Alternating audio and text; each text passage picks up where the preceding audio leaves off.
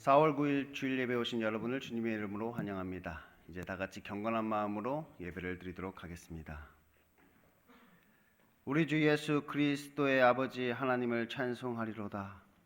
그의 많으신 긍휼대로 예수 그리스도를 죽은 자 가운데서 부활하게 하심으로 말미암아 우리를 거듭나게 하사 산 소망이 있게 하시며 썩지 않고 더럽지 않고 쇠하지 아니하는 유업을 있게 하시나니 곧 너희를 위하여 하늘에 간직하신 것이라. 너희는 말세에 나타내기로 예비하신 구원을 얻기 위하여 믿음으로 말미암아 하나님의 능력으로 보호하심을 받았느니라. 아멘.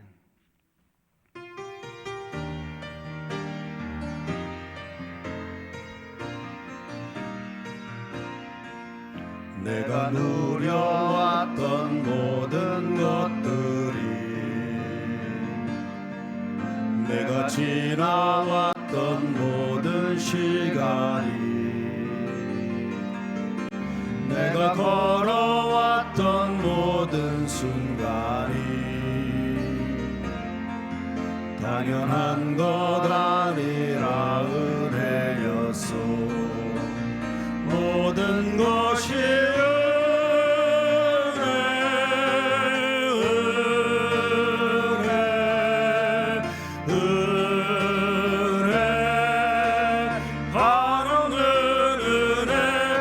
삶에 당연한 건 하나도 없었던 것을 모든 것이 은혜였소.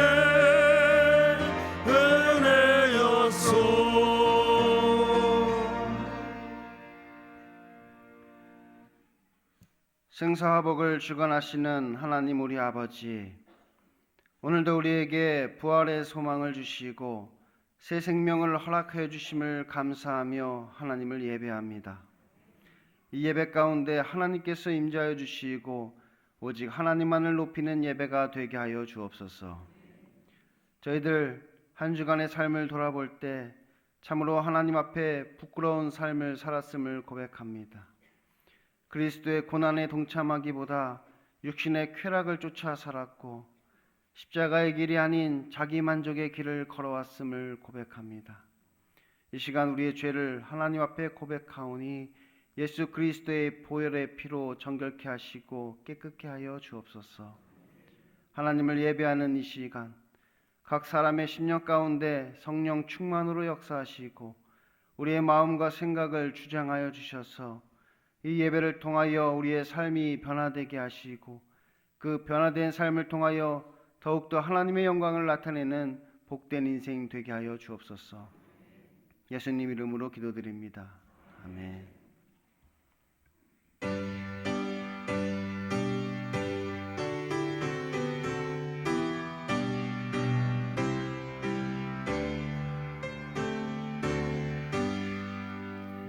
주 예수 이름 높이어 다 찬양하여라. 금멸유관을 누려서 마녀의 주 찬양. 금멸유관을 누려서 마녀의 주 찬양. 주 예수 당한 고난을 못 잊을 죄인아, 내 귀한 몸에 바쳐서 마녀의 주 찬양. 내 귀한 몸에 바쳐서 마녀의 주 찬양. 이 지구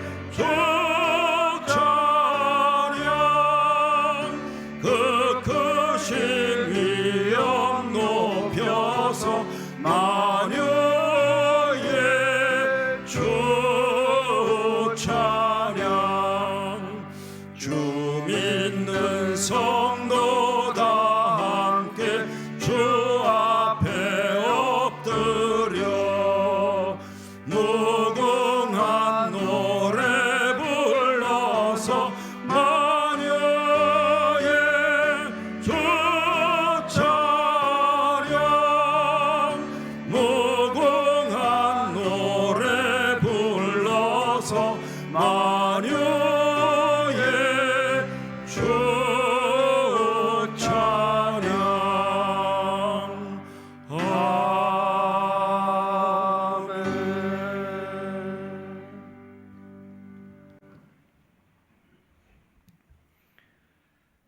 나는 전능하신 아버지 하나님 천지의 창조주를 믿습니다.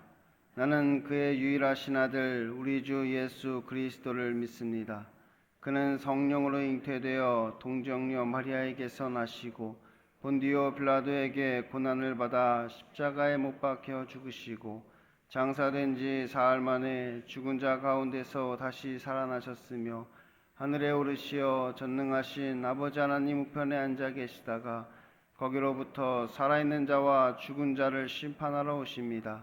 나는 성령을 믿으며 거룩한 공교회와 성도의 교제와 죄를 용서받는 것과 몸의 부활과 영생을 믿습니다.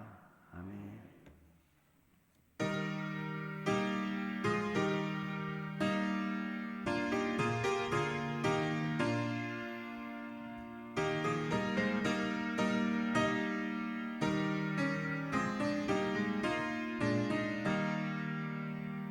주님께 영광 다시 사신 주 사망 권세 모두 이기시었네.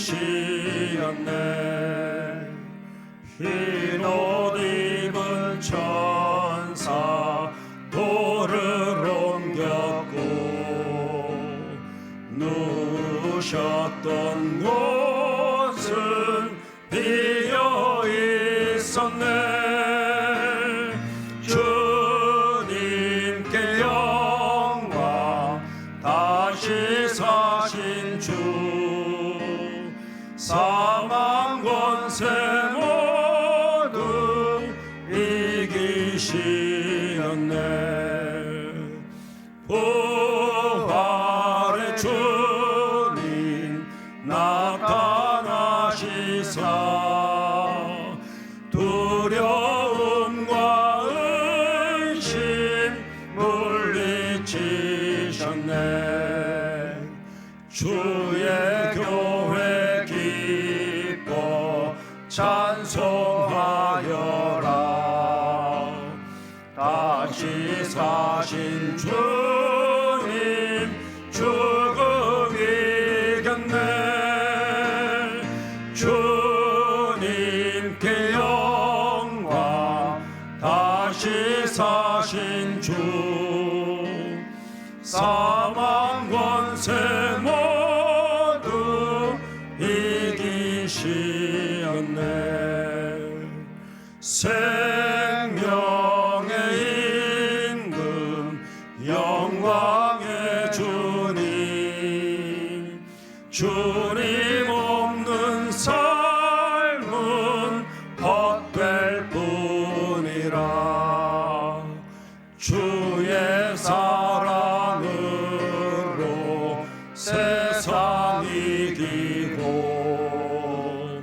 요단 건너 본향 가게 하소서. 주님께 영광 다시 사신 주 사망 권세 모두 이기시었네. 사랑과 은혜가 풍성하신 하나님 아버지 감사합니다. 온 인류의 죄의 문제를 해결하기 위하여 독생자 예수 그리스도를 이 땅에 보내주시고 십자가에 죽게 하시기까지 저희들을 사랑하신 그 크신 하나님의 사랑과 우리 죄인들을 위하여 몸버려 피 흘려주신 그리스도의 대속의 은혜에 만만 감사를 드립니다. 부활 주일을 맞아 기쁨과 감사함으로 찬양과 경배를 드리오니 하나님 홀로 영광받아 주옵시고 예비하신 신령한 은혜로 함께하여 주옵소서. 온 인류의 역사를 주관하시는 전능하신 하나님 아버지, 수많은 인명과 재산을 잃고 아직도 계속되는 러시아 전쟁으로 세계의 평화와 경제가 위기 상황에 놓여 있는 가운데 죽음의 공포 속에 살아가고 있는 우크라이나 국민들을 불쌍히 여기시고 은혜를 베풀어 주옵소서. 속히 전쟁이 종식되기를 원합니다. 전능하신 하나님께서 친히 간섭하시고 역사하여 주셔서 평화와 안정을 찾을 수 있도록 도와 주옵소서. 대한민국을 이끌어가는 대통령을 비롯한 위정자들에게 솔로몬의 지혜를 더하여 주옵소서. 극도로 분열된 국민들의 마음을 하나 되게 하옵시며 여당과 야당은 반목과 대립에서 벗어나 서로 힘을 모아 화합하여 세계 속에 으뜸가는 대한민국의 미래를 위하여 헌신하게 하옵소서. 오후에 있을 부활절 카퍼레이드를 위해 기도합니다. 전도에 미련한 것을 통하여 그 택하신 백성을 구원하시기를 기뻐하신다 말씀하셨사오니 부활절 계란을 나누어 주며 전도하는 그 손길과 운전자들의 손길을 붙들어 주셔서 카퍼레이드를 전도를 통하여서 좋은 결과가 있도록 선하게 인도하여 주옵소서. 이 시간 담임 목사님을 통하여 하나님의 말씀을 듣습니다. 성령 하나님께서 조명하여 주심으로 들을 수 있는 귀를 열어주시고 마음의 문을 활짝 열어주셔서 깨닫고 은혜 받는 복된 시간 되도록 인도하여 주옵소서. 사망의 권세를 깨뜨리시고 부활 승리하신 존귀하신 예수님의 이름으로 기도하옵나이다. 아멘.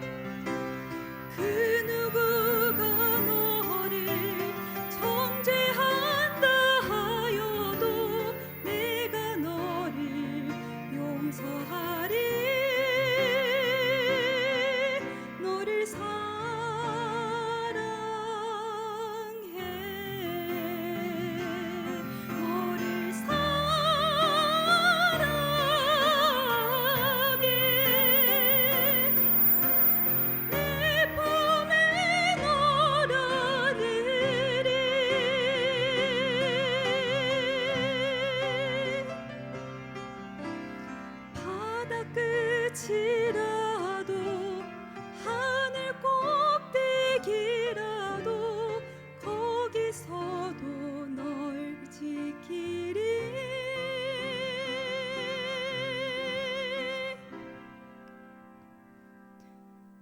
너를 사랑해.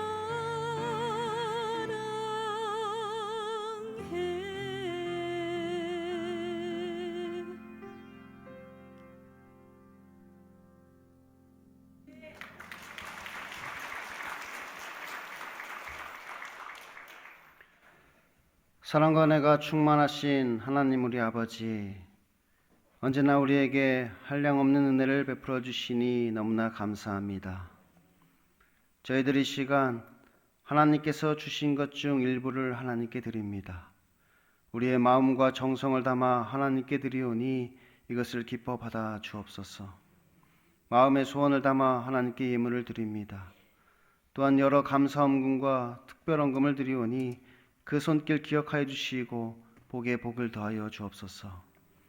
우리의 모든 필요를 아시는 하나님께서 우리의 그 필요를 채워주시고 우리들의 삶 가운데 하나님이 보시기에 좋은 것들로 가득하게 하셔서 그 하나님의 은혜 가운데 더욱 하나님께 감사하고 찬양하며 기쁨과 평안이 충만한 삶이 되게 하여 주옵소서. 이 물질을 맡은 자 하나님의 신실한 청지기가 되게 하여 주시고 이 물질이 쓰여지는 곳마다 하나님께서 능력으로 역사하셔서 구원의 복음이 만방에 증거되고 하나님의 나라가 땅끝까지 확장되게 하여 주옵소서. 예수님 이름으로 기도드립니다. 아멘.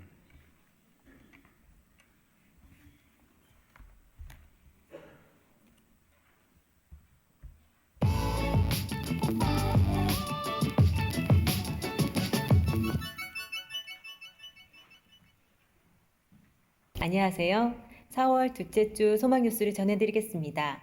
첫 소식입니다. 오늘은 부활절입니다. 어제 실시했던 계란 작품 전시회를 관람하시고 우리들에게 부활의 소망을 주신 하나님께 감사를 드리며 이 복된 부활 소식을 오후 1시 30분에 교회 앞마당에서 모여 출정식을 하고 온 동네에 전파할 수 있기를 바랍니다. 부활절 계란 작품 전시회에 참여하신 115개 구역 중에 10개 구역이 우수팀으로 선정되었습니다. 축하합니다. 이번 주 담임 목사님은 11일에 정기노회에 최근식 전유길 장로님과 함께 참여하시고 15일에 안성현 군과 고예린 양의 결혼식을 주례합니다. 이하여 기도해 주시기 바랍니다. 다음 주일 오후 본당에서 부활절 찬양축제가 2시에 있습니다. 모두 함께하여 그리스도의 부활을 마음껏 찬양하고 경배할 수 있기를 바랍니다. 2030 세대 수련회가 4월 22일 소망교회에서 오전 10시부터 오후 3시 30분까지 있습니다. 강사는 아시아 코치센터 우수명 대표님의 아이들의 성품 교육 강의와 권미나 선교사님의 울보 엄마의 간증으로 이루어집니다. 자녀들과 함께하는 프로그램도 준비되어 있습니다. 많이 참여하시어 부모로서 하나님이 맡겨주신 자녀들을 잘 교육하시기 바랍니다. 게시판을 참고하여 등록해 주시기 바랍니다. 2023년의 표어는 신성한 성품에 참여하라이고 4월의 주제는 온유와 순종입니다. 이번 달에는 예수님의 온유와 순종의 성품을 배워서 우리 모두 온유하고 모든 일에 순종하는 사람이 되시기 바랍니다. 4월까지 주일 예배 실시간 송출이 이루어지며 5월부터는 송출하지 않습니다. 예배당에 모여서 예배하시기 바랍니다. 오늘 집으로 귀가하면서 계란과 떡을 선물로 받아가시기 바랍니다.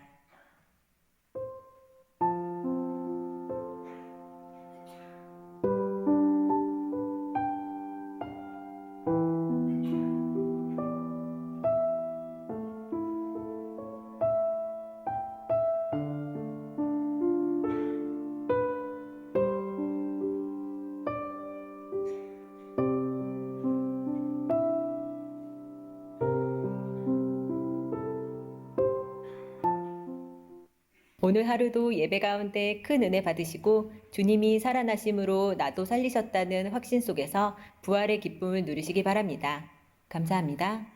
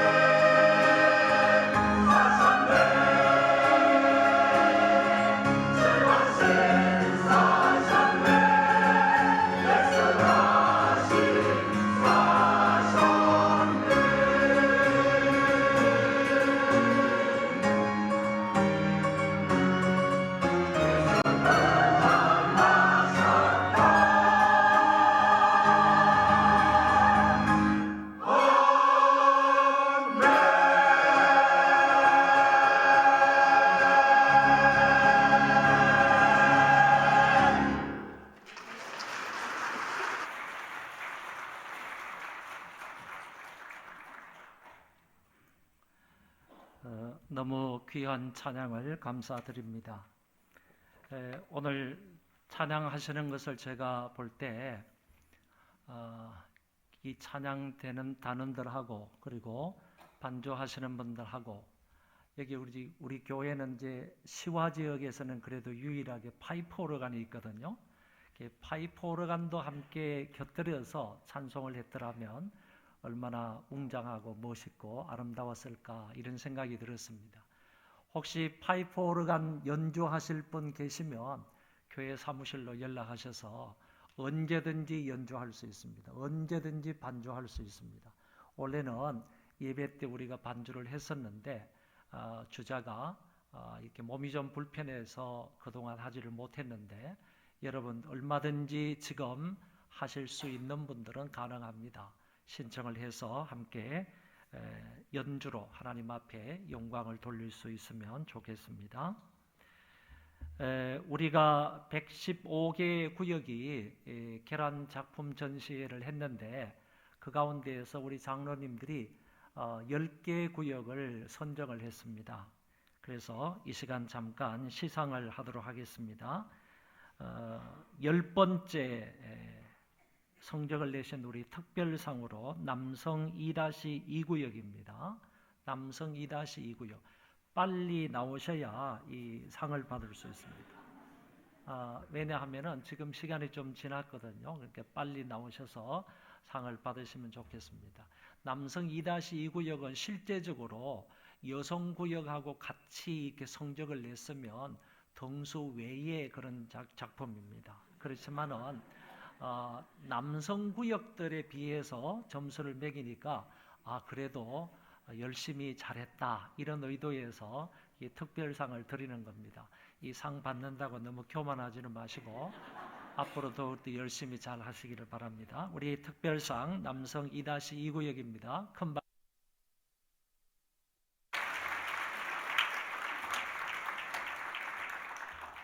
그 다음에 장려상 세 구역을 소개하겠습니다. 근영 2-2, 한라 2-2, 한라 2-6입니다. 자, 빨리 나오십시오. 구역 인도자, 구역.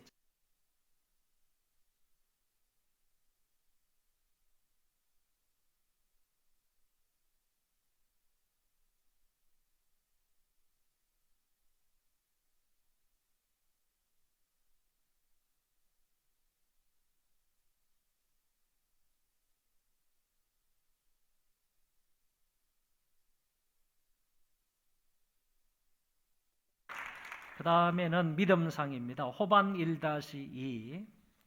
이제 호반 1-2. 이게 이제 조금 봉투가 좀 두꺼워졌습니다. 1-2.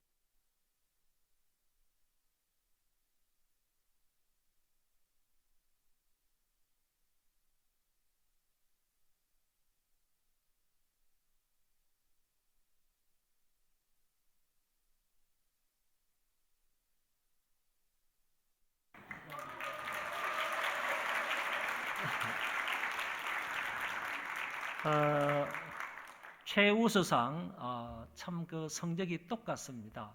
최우수상이 이제 두 구역이 나왔는데 최우수상 한라 1-6구역하고 대림 1-1구역입니다. 나오십시오.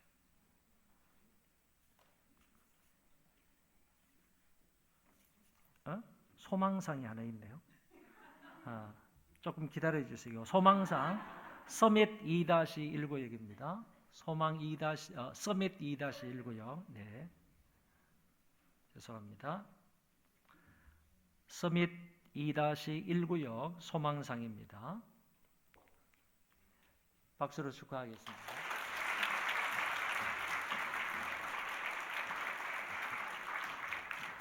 자, 최우수상 두 구역 나오시기 바랍니다. 이 상금이 껑충 뛰었습니다. 최우수상 한라 1-6, 대림 1-1구역.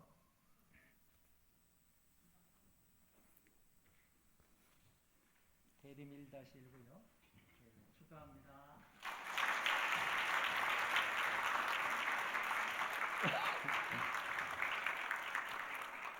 마지막 오늘의 대상 세종 1-2구역입니다.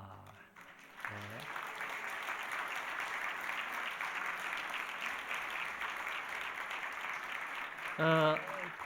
대상이기 때문에 이 안에 든 그 상금까지 말씀을 드리면 상금은 20만 원입니다.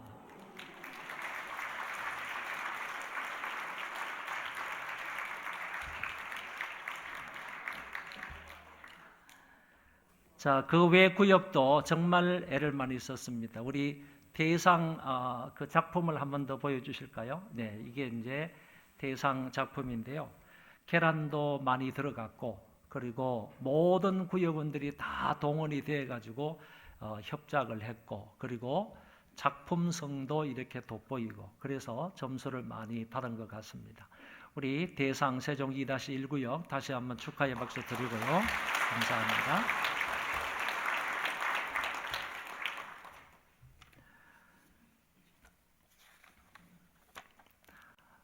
오늘 오후 1시 30분에 우리 그 카프레이드 전도가 있다라는 것을 기억하시고 1시 30분까지 이 조별로 해가지고 앞마당에 계시면 되겠습니다.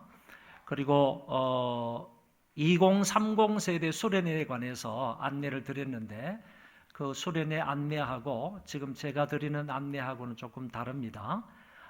장소가 소망교회가 아니라 대부도에 있는 NKM이라고 하는 안산 동산교회의 수련원입니다. 안산 동산교회의 그 수련회 장소를 우리가 섭외를 해서 그쪽으로 가서 하기로 했습니다. 그래서 10시부터가 아닌 9시 50분까지 그곳에 오셔야 됩니다. 9시 50분까지 오게 되면 아이들을 다 케어하고 아이들은 따로 교육을 시켜줍니다. 그래서 영화반도 있고 유아반도 있고 유치부반도 있습니다. 도와주는 그런 권사님들 뿐만 아니라 가르쳐주는 그런 선생님까지 4반으로 이렇게 딱 해가지고 별도로 교육을 시켜주니까 아이들을 그대로 데리고 오시면 좋을 것 같고요. 그 다음에 회비나 뭐 이런 것은 전혀 없습니다. 여러분들 몸과 마음만 오시면 됩니다.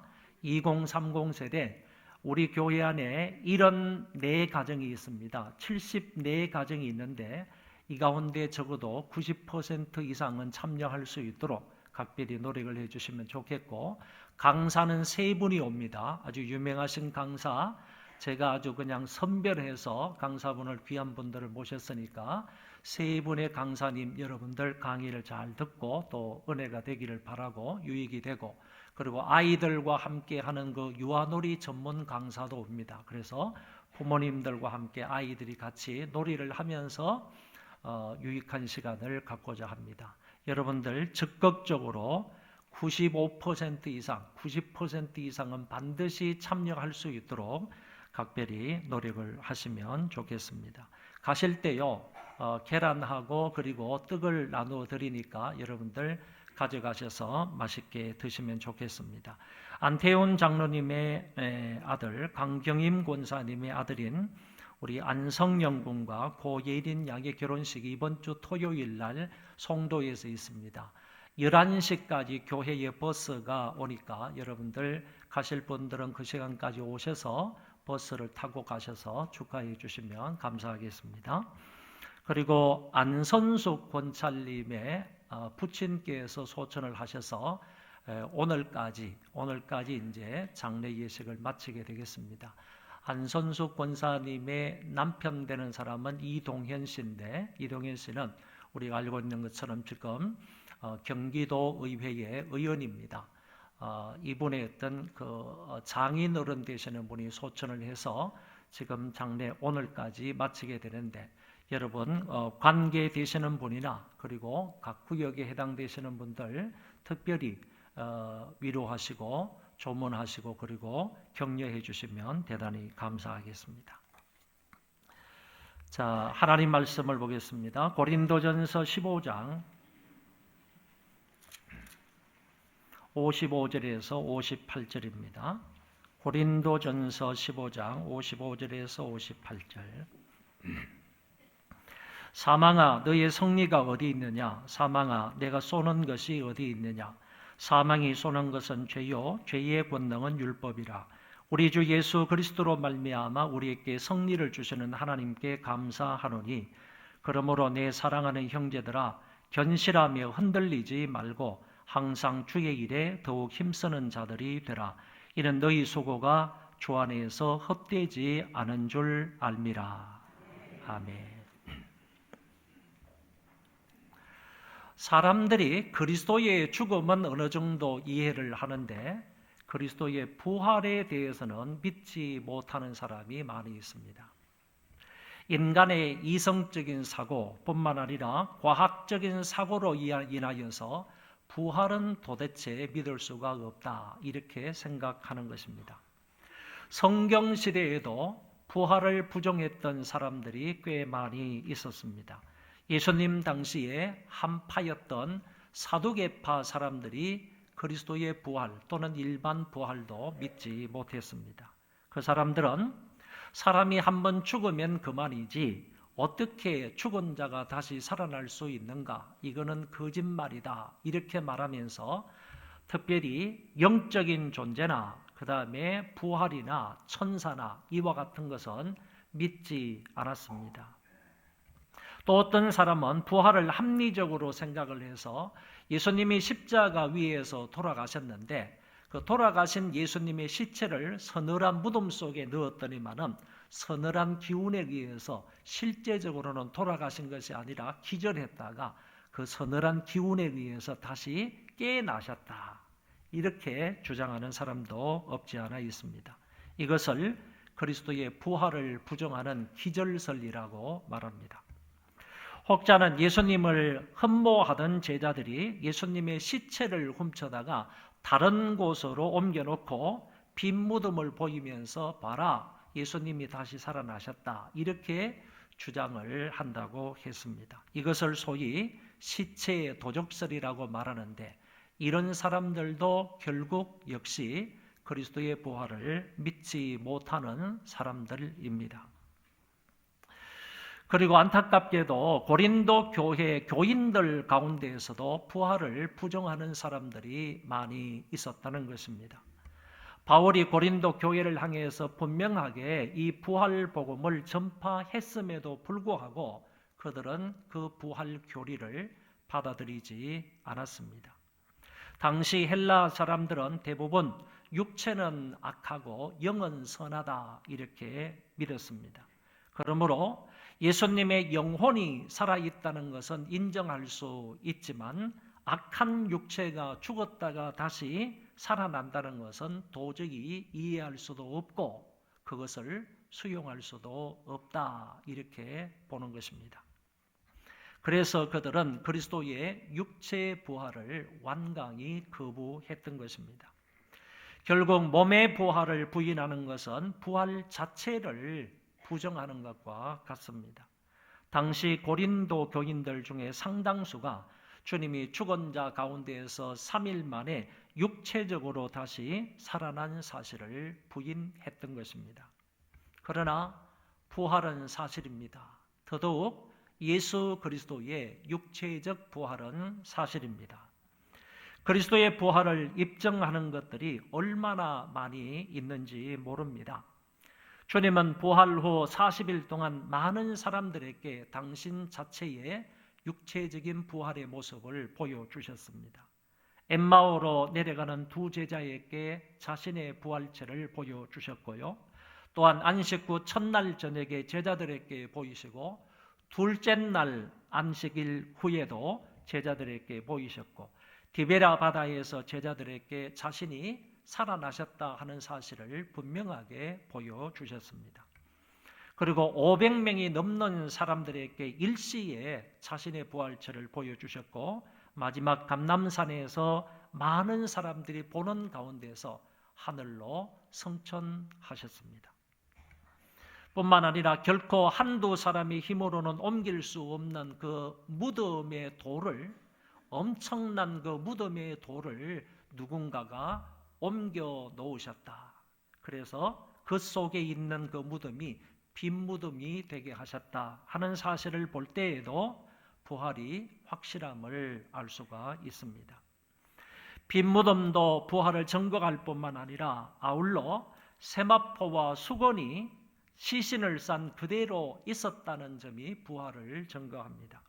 마치 누에가 고치에서 그대로 싹 빠져나오듯이 예수님이 몸을 쌌던 그 세마포와 두건이 그대로 푹 꺼져 있는 그 모습을 보고 시체만 그 속에 있다가 시체만 싹 빠져나가 있는 이런 모습을 볼 때에 부활은 확실하다라고 말할 수 있는 것입니다.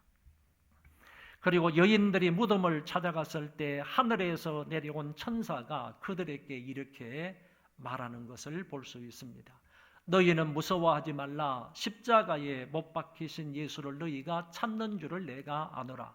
그가 여기 계시지 않고 그가 말씀하시던 대로 살아나셨느니라. 와서 그가 누우셨던 곳을 보라. 천사들이 분명히 그 사람들에게 말하기를 그가 말씀하시던 대로 살아나셨다 이렇게 증언하고 있습니다. 이후에 많은 사람들이 그리스도께서 육체적으로 살아나셨다, 역사적으로 살아나셨다, 역사적으로 부활하셨다 하는 점을 증거하고 있습니다. 지금 세계 인구가 80억이 넘었다고 합니다. 80억 인구 가운데에서 적어도 어떤 모습으로든지 예수를 믿는 사람들이 20억 명이 넘는다고 합니다.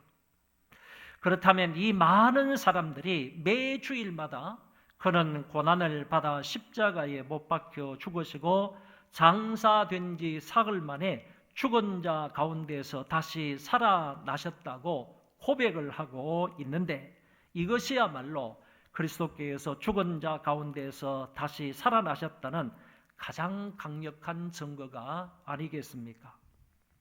매 주일마다 20억 명의 신자들이 주님의 부활을 입술로 고백을 한다는 것입니다. 부활이 믿지 못할 가짜라면 이렇게 많은 사람들이 동일한 내용으로 고백할 수가 있다는 얘기입니까?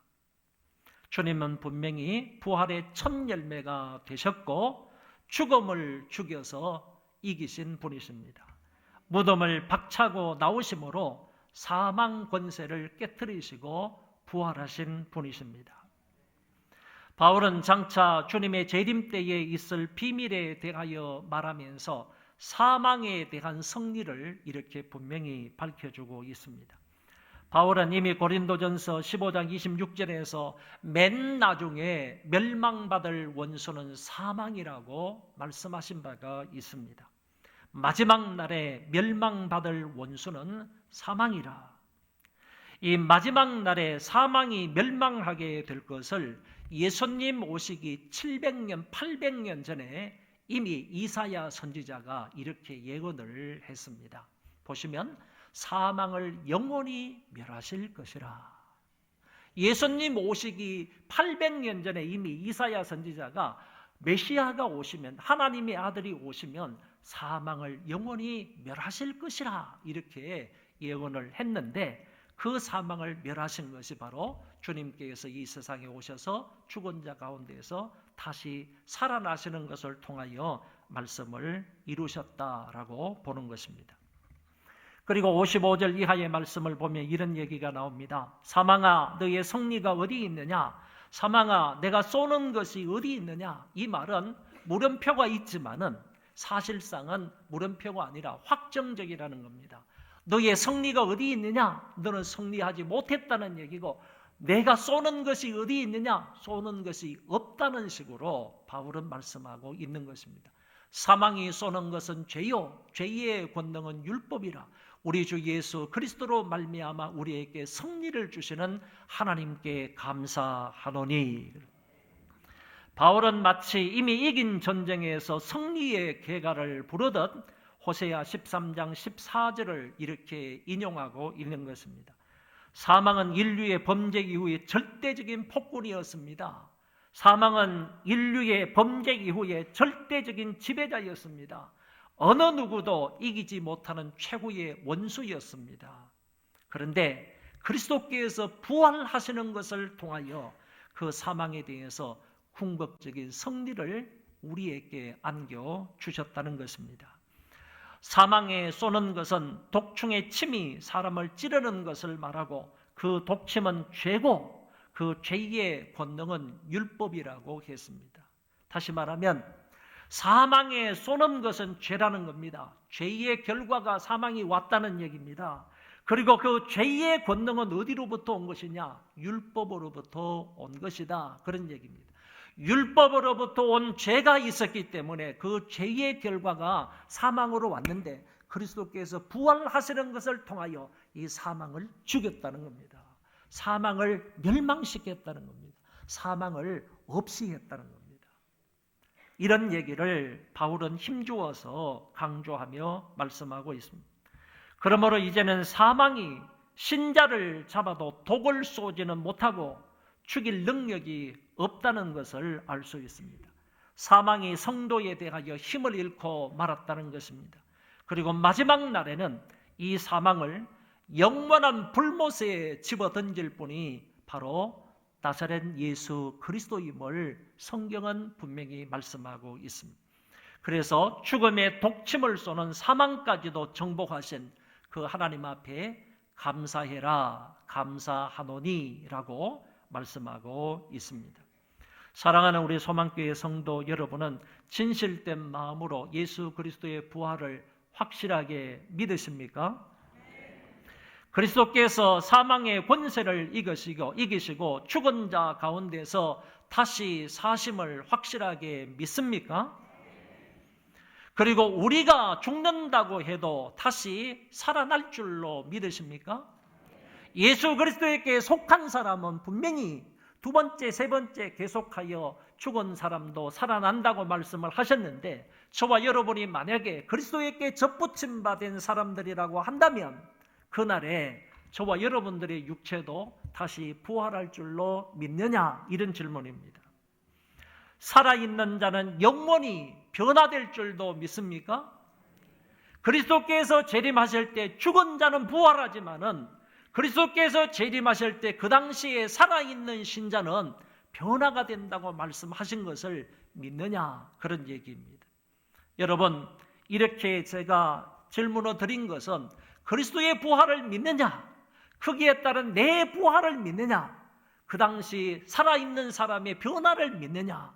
라는 질문이었다는 것을 깊이 생각을 하시기를 바랍니다. 저와 여러분이 진실로 주의 부활을 믿는다면 오늘 우리는 어떻게 이 세상을 살아가야 합니까? 다시 말해서 예수 그리스도를 믿음으로 말미암아 하늘에 속한 우리가 되었다면 하늘에 속한 자로서 이 땅을 어떻게 살아가야 하느냐라는 말입니다. 58절에 이렇게 말씀합니다. 그러므로 내 사랑하는 형제들아 견실하며 흔들리지 말고 항상 주의 길에 더욱 힘쓰는 자들이 되라. 이는 너희 수고가 주 안에서 헛되지 않은 줄 알미라. 저와 여러분들은 이 세상과 저 세상에 끼어서 사는 사람들입니다. 또 달리 말하면 저와 여러분들은 하나님 나라의 현재와 하나님 나라의 미래 사이에서 끼어서 살아가는 존재들입니다. 두 나라 사이에서 끼어서 살아가는 그 존재들인데 이런 존재들이 이 땅을 어떻게 살아가야 되느냐 그런 얘기입니다. 저와 여러분들은 이 세상에 속해 있는 이 하나님 나라의 현재에만 속해 있는 사람들이 아니라 하나님 나라의 미래 천당에 속해 있는 그런 사람들이기 때문에 두 나라 사이에 끼어서 살아가는 사람이라는 것이고, 이 두 나라 사이에서 끼어서 살아가는 그런 존재로서 이 땅을 어떻게 살아가야 되느냐, 그거를 바울이 오늘 본문에서 두 가지로 권면을 해 주셨다는 것입니다. 첫 번째는 그러므로 내 사랑하는 형제들아 견실하며 흔들리지 말라는 권면입니다. 지금까지 바울은 부활에 관하여서 말하면서 때로는 열광주의자처럼 말하기도 하고 때로는 사변가처럼 말하기도 하였습니다. 그러다가 이제는 실제적이며 실천적인 입장에서 진술을 함으로 마지막 58절을 통하여서 결론을 맺는 것입니다.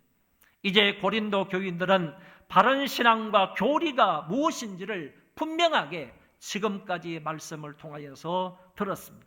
그러므로 거짓된 교사들의 이단적 가르침에 미혹되지 말고 오직 진리 위에 굳게 서서 흔들림 없이 신앙생활을 해야 한다 하는 점을 우리에게 강조하고 있는 것입니다.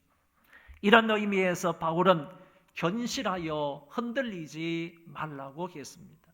한번 따라하겠습니다. 견실하여 흔들리지 말라.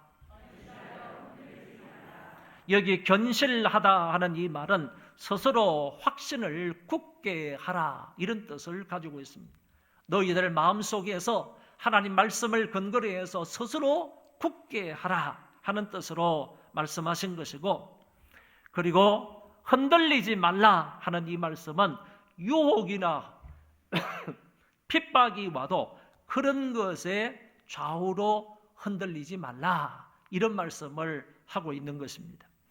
이때의 유혹이라는 것은 어떤 거짓 교사들이나 이단들이나 사이비들로부터 오는 것인데, 주로 자기들의 주장이 옳다 또는 자기들에게만 구원이 있다, 다른 데는 전부 가짜이고 잘못되고 틀린 것이다, 이렇게 주장을 함으로 인하여서 자기 편으로 끌어올려고 하는 그런 것을 유혹이라고 말하는 겁니다.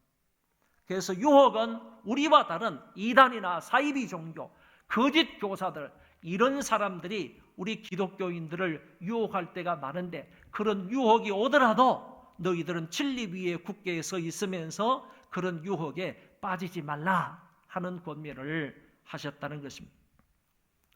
그리고 핍박이라는 것은 주로 타 종교에서 오는 것이고, 정치적인 집단이나 아니면 세속적인 그런 권력자들로부터 오는 것을 핍박이라고 말합니다. 이런 사람들은 자기들이 가지고 있는 힘이나 아니면 돈이나 이런 것들을 가지고 신앙인들을 회유하는 겁니다.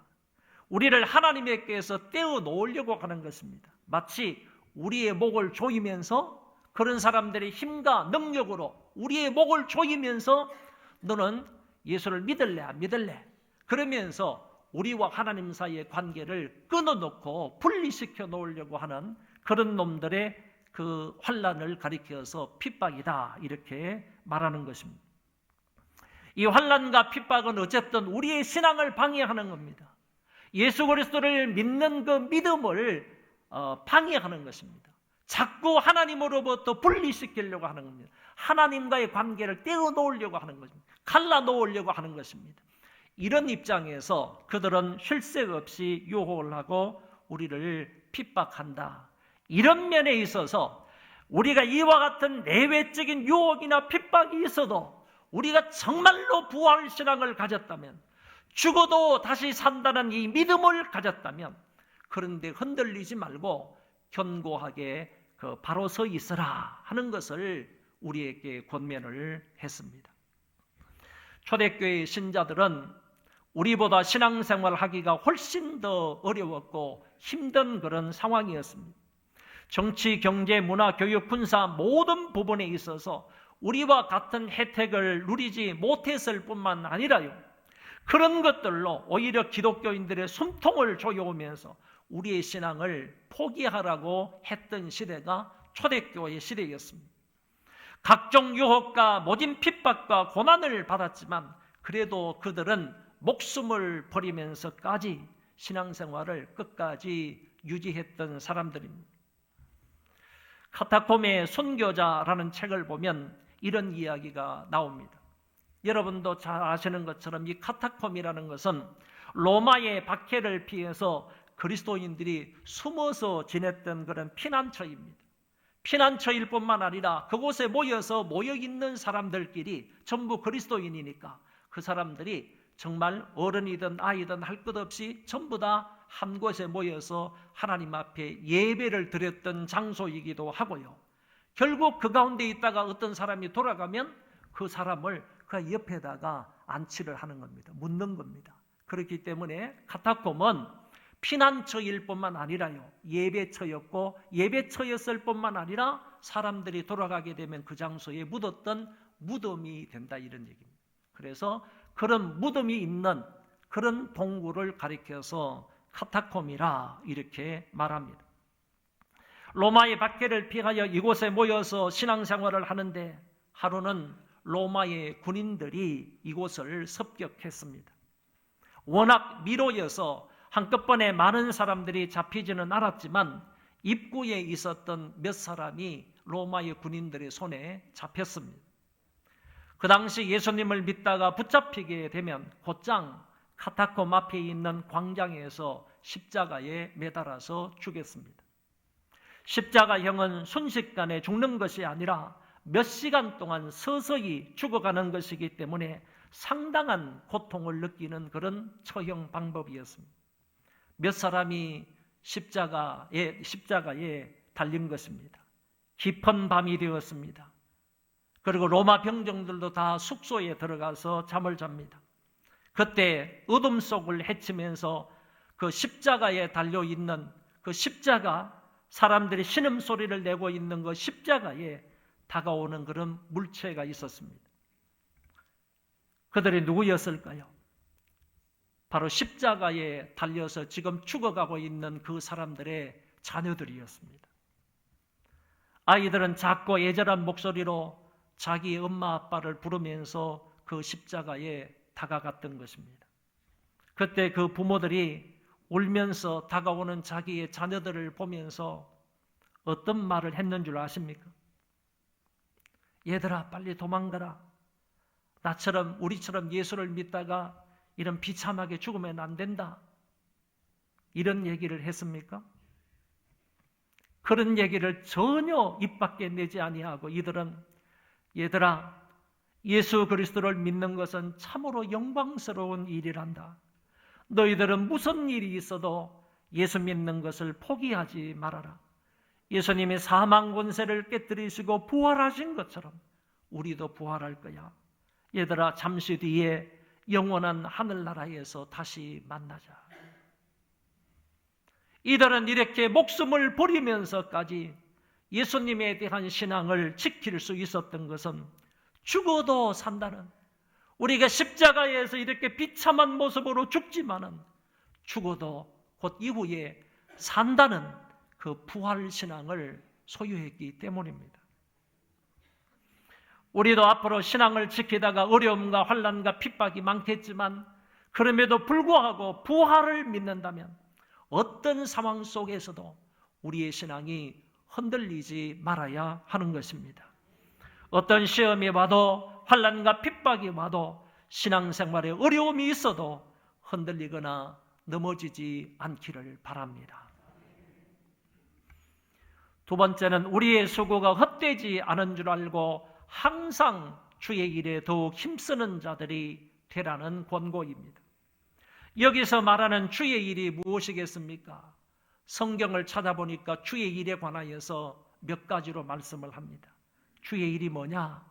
예수 그리스도를 믿는 것이 주의 일이라 이렇게 말씀했습니다.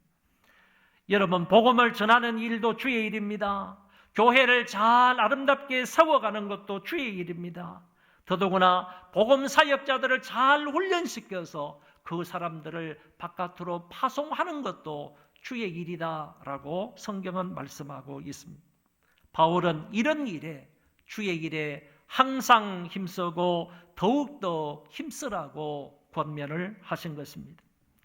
부활이 없다면 먹고 마시고 쾌락을 즐기는 것이 훨씬 더 현명할 수 있겠지만, 그러나 부활을 믿는다면, 부활이 있다는 것을 확신한다면 그 사람은 반드시 주의 일을 위해서 수고를 아낌없이 해야 할 것입니다. 주의 일은 항상 힘써야 하는 것입니다. 했다가 안 했다가 이랬다 저랬다 하지 말고 변함없이 항상 힘써야 하는 것이 주의 일이라는 것입니다. 시간이 흘러도 주의 일은 계속되어야 되는 겁니다. 상황이 아무리 바뀌어도 세월이 흘러도 주의 일은 항상 힘써야 하는 것입니다. 또한 이전보다 더욱더 힘써야 한다고 했습니다. 더욱 힘쓰라 라고 하는 이 원어의 뜻은 풍성한이라는 뜻을 가지고 있습니다.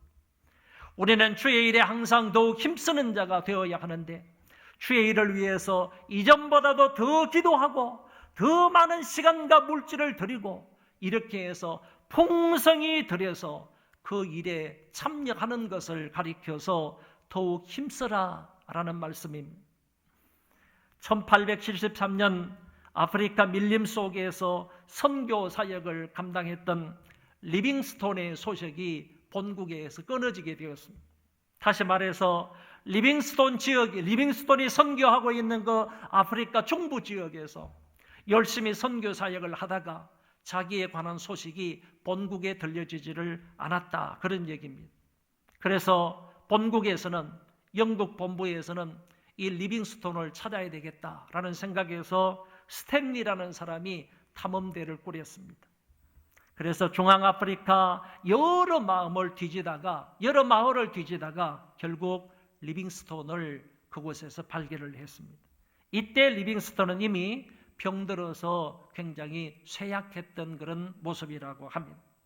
스탠리는 30년 동안 토인들과 함께 이 사역을 했던 이 리빙스톤을 보고 영국으로 귀국할 것을 설득을 했지만은 이 리빙스톤은 영국으로 귀국하지 아니하고 그 몸으로 계속해서 선교 사역을 했습니다.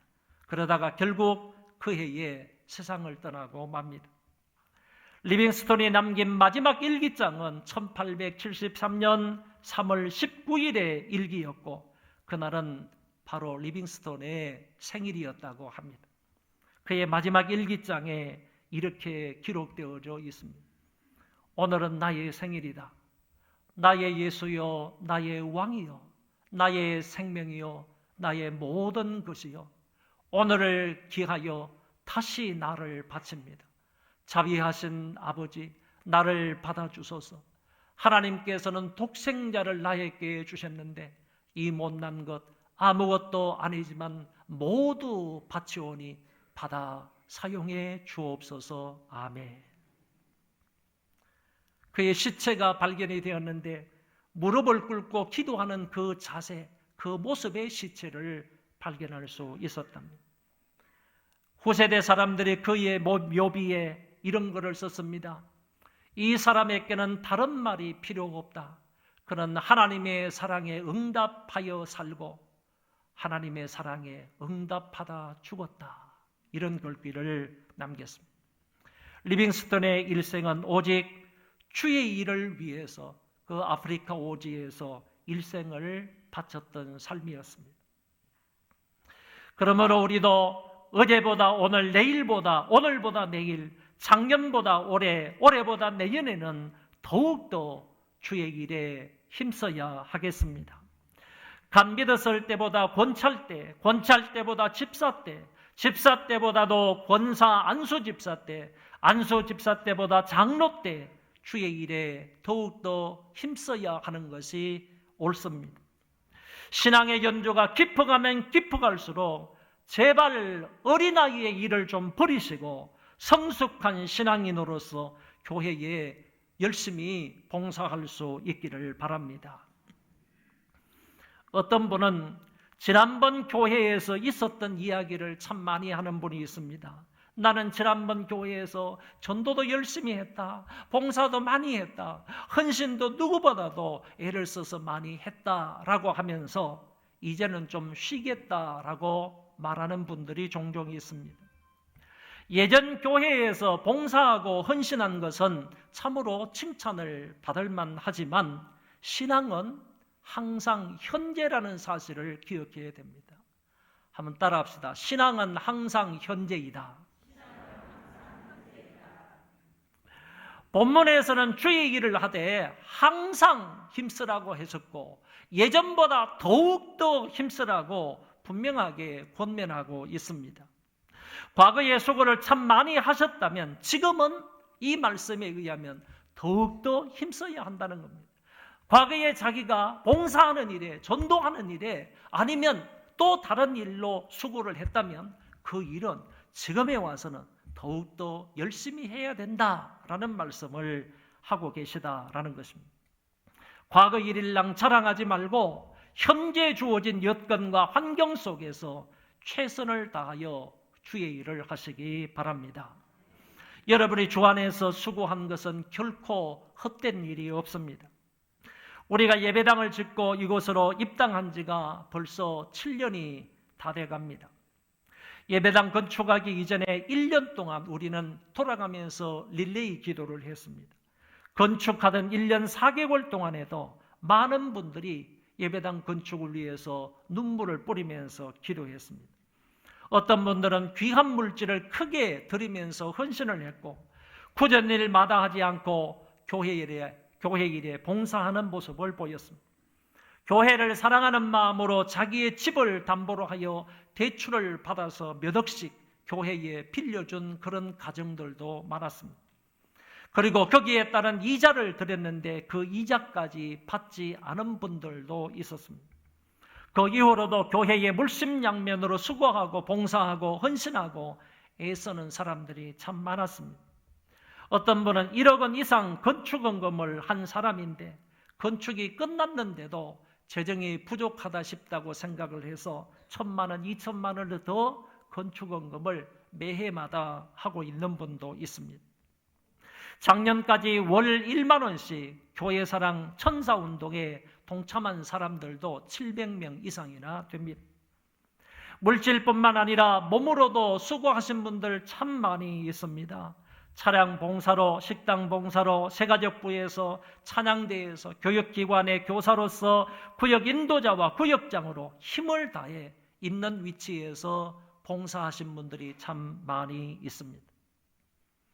예배당을 짓고 난 이후에 오신 분들은 예배당 건축을 위해서 헌신했던 이런 많은 분들의 수고를 반드시 인정해 주어야 합니다. 뿐만 아니라 그들을 존경하는 마음, 그들에게 존경하는 마음을 가져야 합니다. 왜냐하면 그분들의 이런 숱한 기도와 그분들의 이런 숱한 봉사와 헌신 덕분에 우리가 이렇게 좋은 예배당에 모여서 예배를 드리고 신앙교육을 받고 훈련을 받고 서로 주 안에서 교제할 수 있기 때문입니다. 그리고 이제는 그분들과 함께 먼저 계셨던 분이든 또 나중에 오셨던 분이든 서로 함께 교회를 사랑하는 마음으로 함께 협력해서 주의 일을 감당하고 주의 일에 헌신해야 할 것입니다. 그리고 주의 일 중에 어떤 전도하는 것이라고 말할 수 있습니다. 어떤 분은 자비랑으로 지금까지 전도하는 분이 계십니다.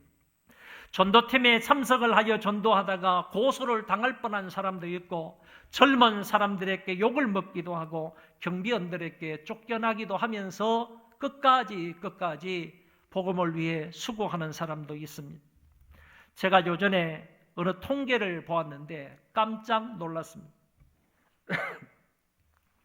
이 통계에 의하면 전 세계 그리스도인들 중에 평생에 한 사람도 전도 못하고 죽는 사람이 85%가 된다고 합니다. 정말 창피하기도 하고 부끄럽기도 하고 죄송스럽기도 한 그런 통계이지 않습니까? 그러면 여러분은 평생 한 명도 전도를 못한 85명에 속하는 사람입니까? 아니면 그래도 평생 한 명 이상은 전도한 15%에 속하는 사람들입니까?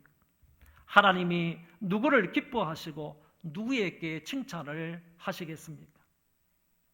전도하는 15%의 그 성도들의 수고를 우리 주님께서는 결코 헛되지 않게 보시는 것입니다.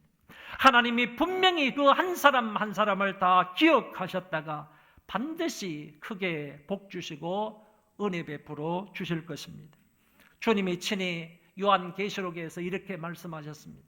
보라, 내가 속히 오리니 내가 줄 상이 내게 있어 각 사람에게 그의 일한 대로 갚아주리라. 그리고 예수님이 평소에 이렇게 말씀하신 바가 있습니다. 주의 일에 힘쓰고 헌신하는 그 사람들에게 현재에도 100배의 복을 받고 내세에는 영생을 얻지 못할 자가 없느니라. 분명하게 주님이 말씀하셨습니다. 오늘 말씀을 정리하겠습니다. 덴마크의 철학자 키엘케고라는 사람이 인생을 다음과 같이 비유하여 말했습니다. 여러분도 한번 주의 깊게 보시면 좋겠습니다. 이 철학자 키엘케고가 한 말입니다. 인생은 사형 언도를 받은 죄수들이 감방에 갇혀 한 사람씩 교수 형장으로 끌려나가는 모습을 바라보면서 자신의 순번을 기다리는 것이다. 인생은 사형 언도를 받은 죄수들이 감방에 갇혀 있으면서 한 사람 한 사람씩 사형장으로 끌려나가는 그 모습을 바라보면서 자신의 순번, 언제 끌려나가게 될지 자신의 순번을 기다리는 것이 인생이다라고 키엘케고라는 사람이 말했습니다. 그런 반면에 프랑스의 시인이었던 위고라는 사람은 80세가 되었을 때, 상당히 그 당시의 나이면 오래 산 사람이지 않습니까? 80세가 되었을 때 다음과 같은 글을 남겼습니다. 고목의 뿌리에서 싹이 터 오르는 것처럼 나의 이 늙은 몸속에서 새 생명의 약동을 느끼면 어찌미냐. 나의 이 늙은 몸속에서, 여든이 되신 이 늙은 몸속에서 새 생명의 약동을 느끼면 어찌미냐. 여러분, 키엘케고는 죽음에 처한 인생의 위기를 이렇게 말한 것인데, 반면에 위고는요, 그의 죽음을 정복한 자의 환희를 노래한 겁니다. 죽음을 정복한 사람의 환희, 그 말할 수 없는 그 기쁨을 노래한 것이 바로 위고의 이 글이 되겠습니다. 이 시간 함께 예배드리는 소망의 식구들은 2023년 부활절에 한 사람 한 사람 억지로 형장으로 끌려나가는 그런 인생들이 아니라 주님이 살아나심으로 나도 살리셨다는 확신 속에서요, 환희의 이 노래, 이 기쁨의 노래를 마음껏 부르면서 하나님 앞에 감사하고 찬송할 수 있는 우리 모두가 되시기를 바랍니다. 그리고 죽게 속한 우리의 부활을 확실하게 믿는다면요, 어떤 일에든지 간에 흔들림이 없이 주의 일에 항상 더욱더 힘쓰는 저와 여러분들 되시기를 바랍니다. 우리 그 자리에 다 일어나셔서 1절, 3절만 찬송하겠습니다.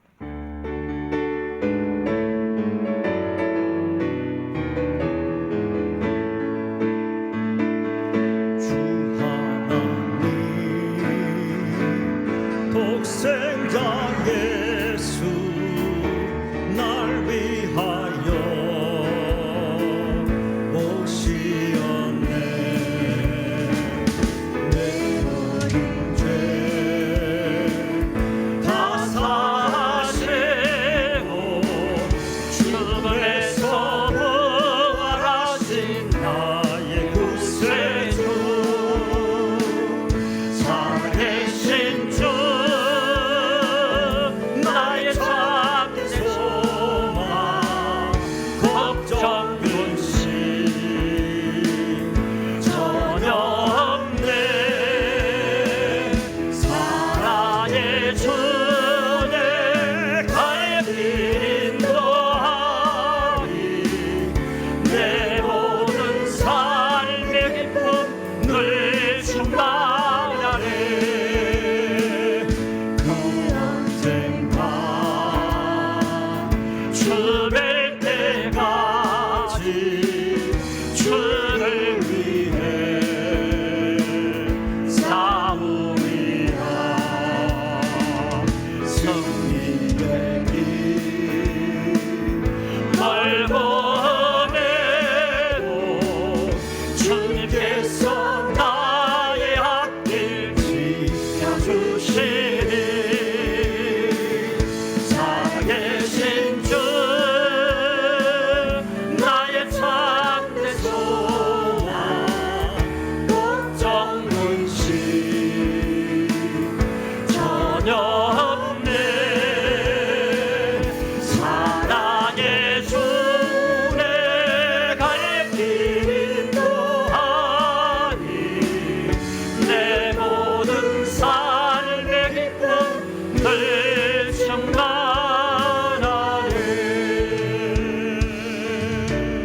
그리스도의 부활과 나의 부활을 확신하며 항상 주의 일에 더욱더 힘쓰는 자가 되게 해달라고 하나님께 한 목소리로 기도하겠습니다. 자비로우신 아버지 하나님, 은혜를 감사합니다. 그리스도의 부활을 믿으며 그에게 속한 우리의 부활을 확신할 수 있도록 도와주시면 감사합니다. 하나님 아버지여, 날마다 부활을 확신하며 사는 자가 되게 하여 주시고 부활 신앙을 가지며 살아가는 자들 되게 하여 주옵소서. 이 부활 신앙으로 하나님 아버지여, 우리가 어떤 일이 있더라도 요동하지 않는 자가 되게 하여 주시고 더 나아가서 주의 길에 항상 더욱더 힘쓰는 자들이 되도록 아버지 하나님께서 역사하시고 붙잡아 인도하여 주옵소서. 아버지 하나님이여, 우리를 불쌍히 여겨주시기 원합니다. 긍휼히 여겨주시기를 원합니다. 부활을 믿는 자가 어떠한 삶을 살아가야 하는지, 부활 신앙자가 어떻게 신앙생활을 해야 하는지 오늘 우리에게 분명하게 말씀하여 주셔서 이대로 살아가는 우리 소망의 식구들 다 되게 하여 주옵소서. 이렇게 살아가는 자들 되게 하여 주옵소서. 이런 삶을 살아갈 수 있는 모든 성도들 되도록 하나님께서 함께하여 주시옵소서.